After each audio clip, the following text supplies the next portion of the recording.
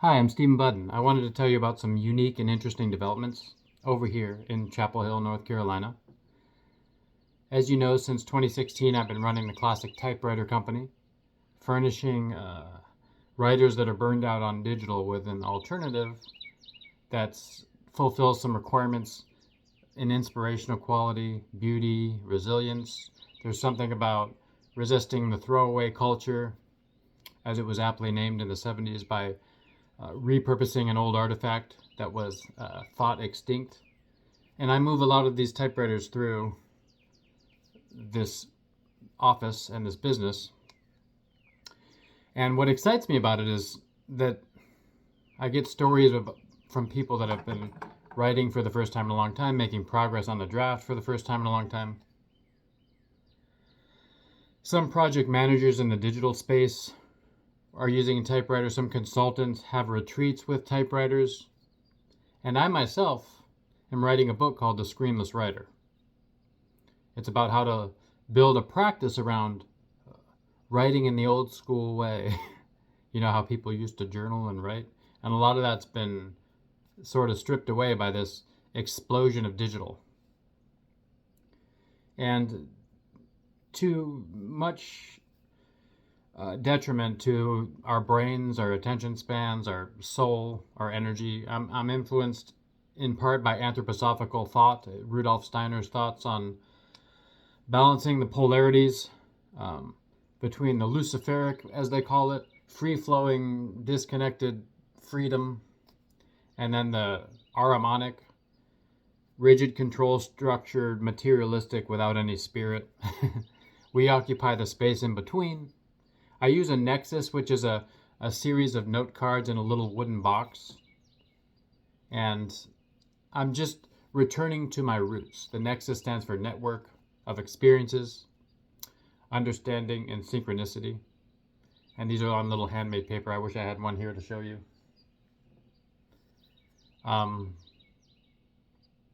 Spring is sprung, spring is in the air. This is the time of rebirth and renewal.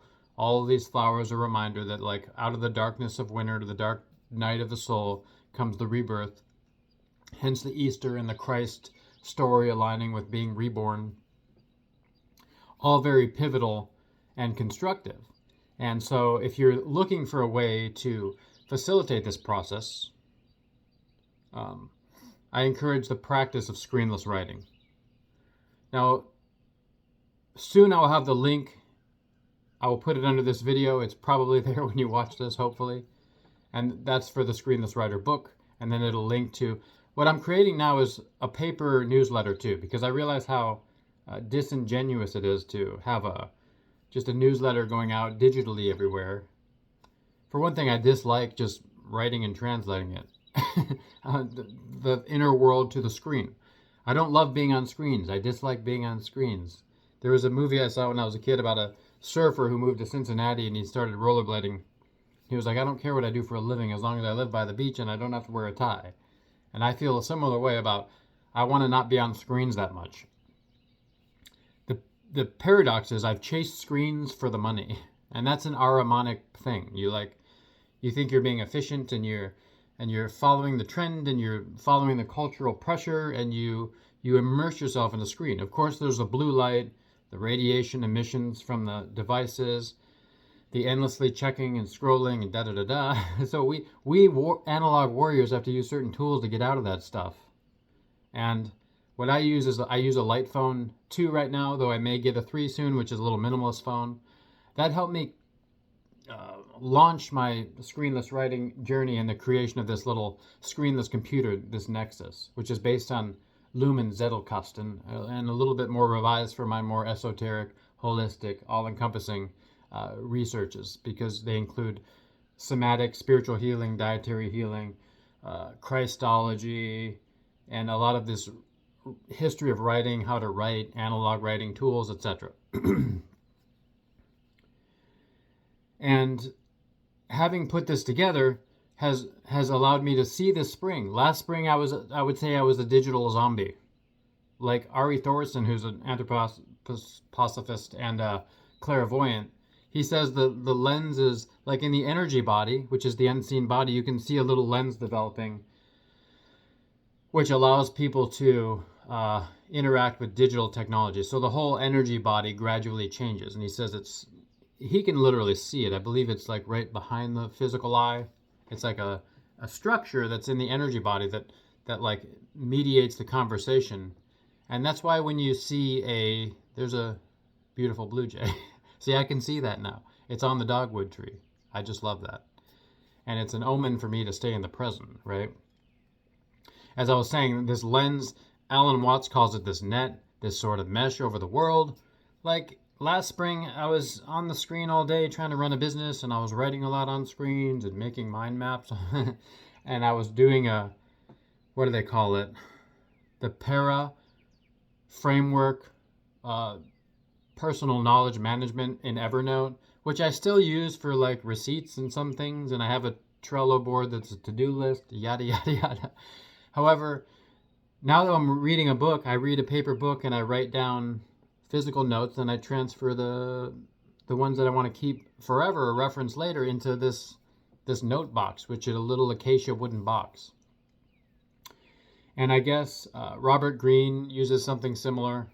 And a lot of great writers have, like Robert Caro, Pulitzer Prize winning author, uses this little note box index card method.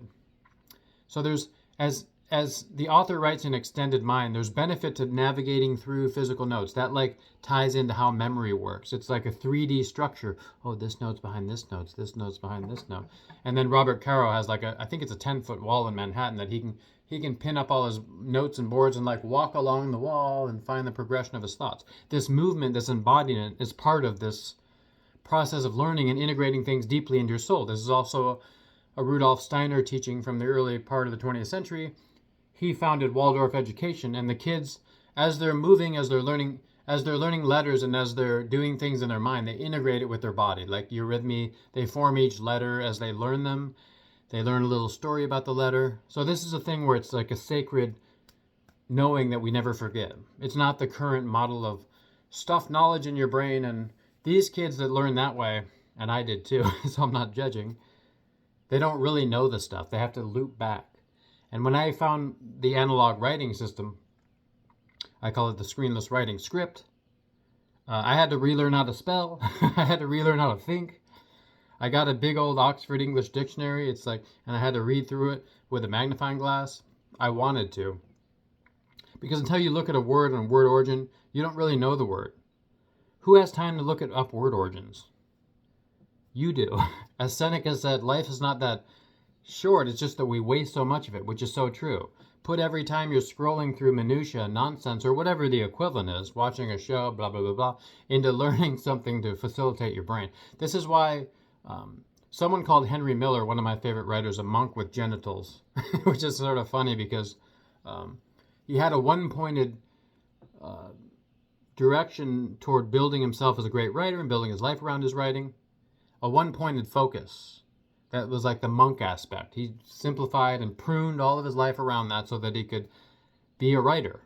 And this happened relatively late in his life. And then the other aspect is just he was sexual and he would run around looking for food and procuring physical pleasures. And that's okay. Thomas Mann wrote a page per day. Both Henry Miller and Hemingway didn't write afternoon. They wrote till like about lunchtime, and then they took the rest of the day off.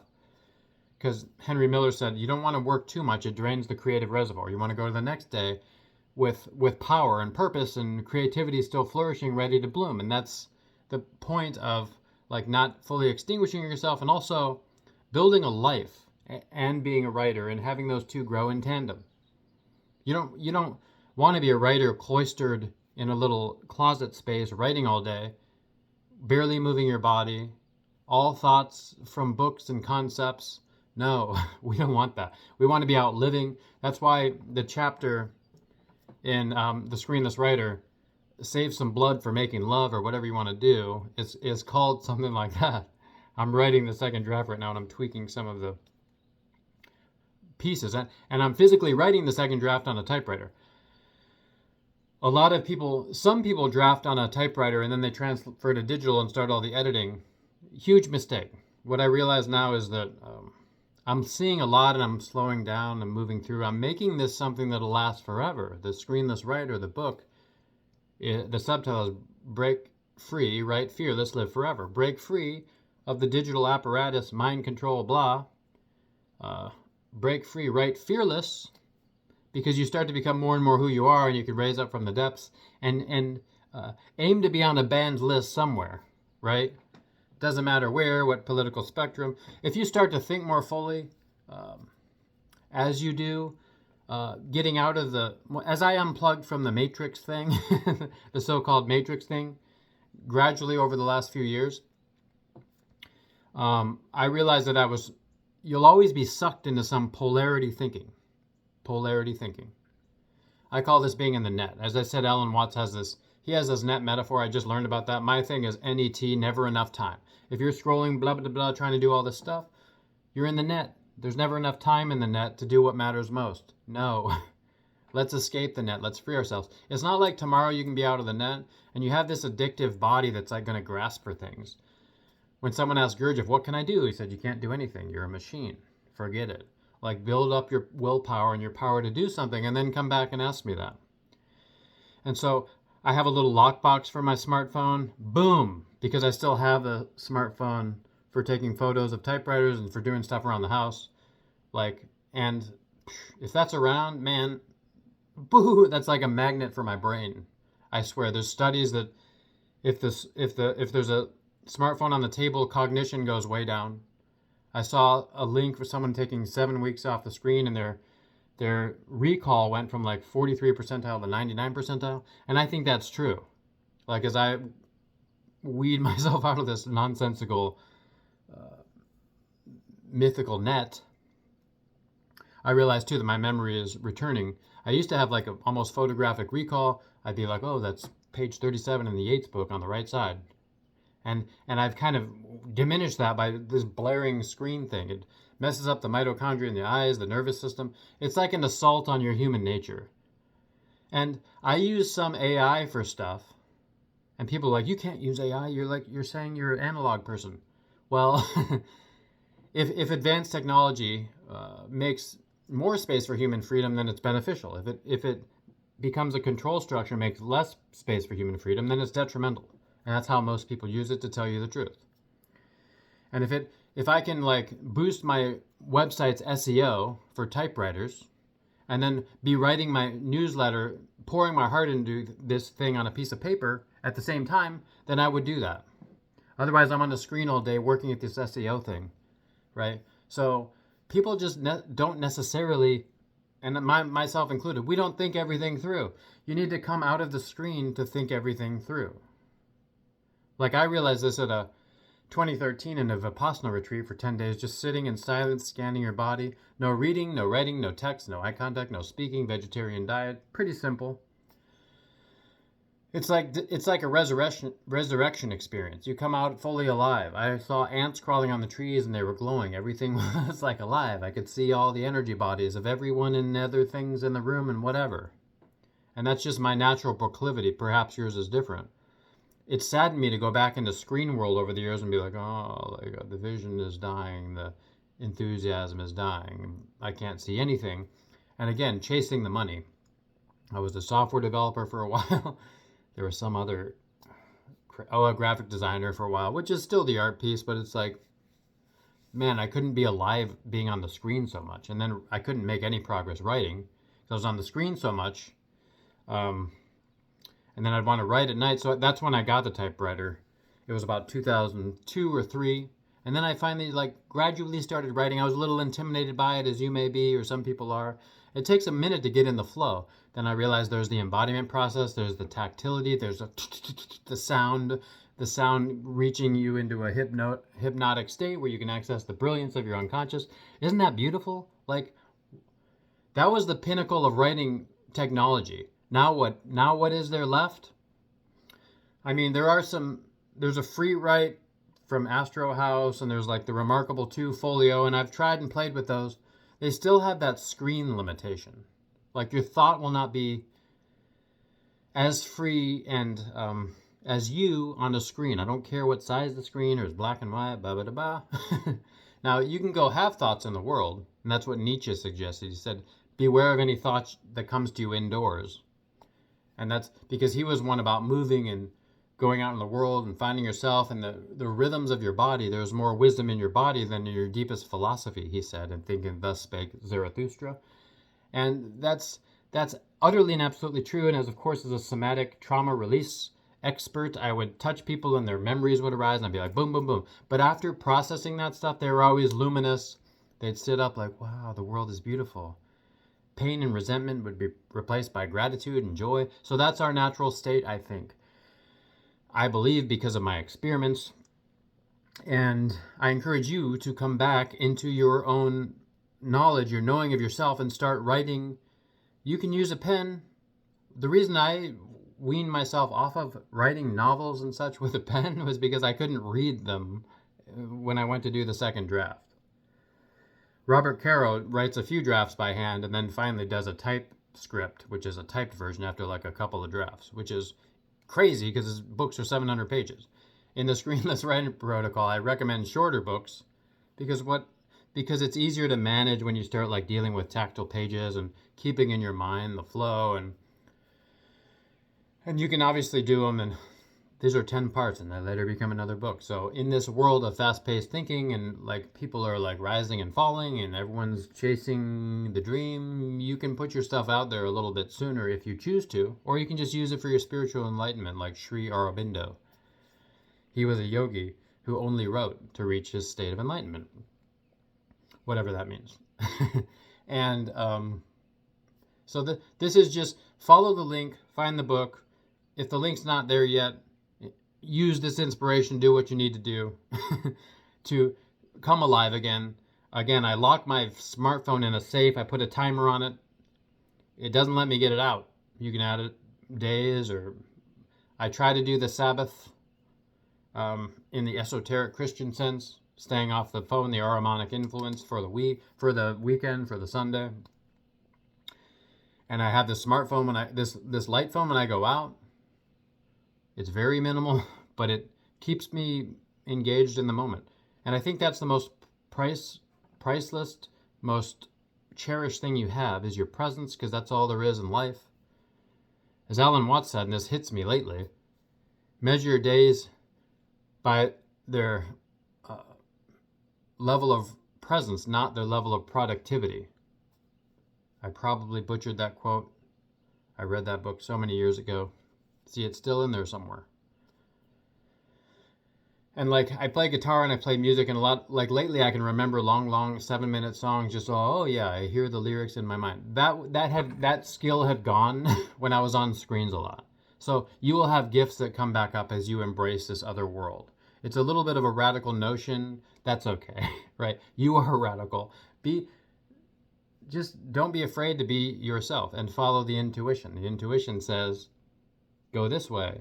We have the courage to go that way. And love should be work. Love is work made visible, Khalil Gibran. It's one of my favorite quotes.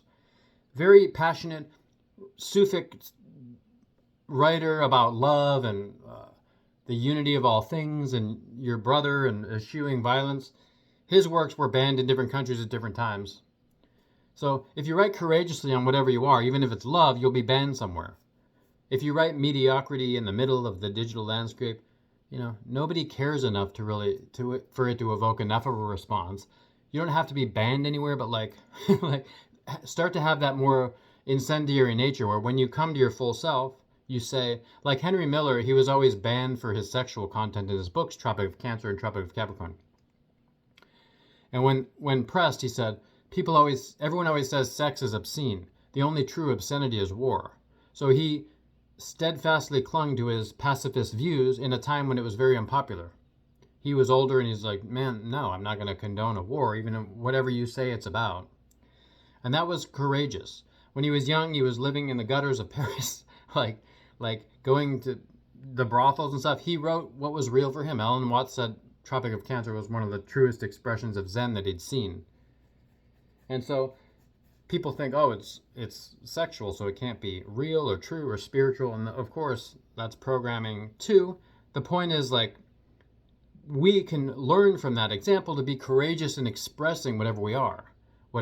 like we could write a little fake novel and leave out 90% of the world, or we could start to like invite what's real into that, or novel may not even be the right word, whatever it is. And this screenless writing script frees us up to do that. Isn't that, you got to be excited about that. Like you can see I'm excited about it. That's why I've given the last few years of my life to this thing. And I also, my paper newsletter is also about this healing and the spiritual element, and it's not just about screenless writing. The screenless writing is an entryway into like some level of awakening. Beautiful, powerful, and essential now. Everyone's encouraging you to do everything in AI. For one thing, AI is not that useful yet. It probably will be. And again, if it's for the right purpose. Like, what people are encouraged to do with it is enslave themselves. They're like, yeah, I'm going to enslave myself and save a couple bucks. Yeah, so that's a huge trick. You're like becoming a commodity. This, instead of a commodity, instead of a mindless consumer, you become a innovative producer. Instead of artificial intelligence, you embrace human intelligence. Doesn't mean you can't touch anything else. Doesn't mean you can't be a monk and make love, right? There's all this gray area. You be who you were sent to this world to be, and that's the most beautiful and powerful thing you can do, and the most healing thing you can do for the planetary sphere and for the people around you. Everyone learns from example. If we stop trying to change people and instead, oh, I'm living so fully it's like contagious. That's what I want for you. So again, I'm Stephen Budden. I run the classic typewriter company for classical writing, let's say. And I'm also an existential detective and a somatic healing therapist. I know it's a very unique genre. That's what it is. That's what I'm saying. Be you. I am me. There's a bee right there. It's coming to pollinate us. Thank you so much. Follow, like, enjoy. I'll see you on the other side.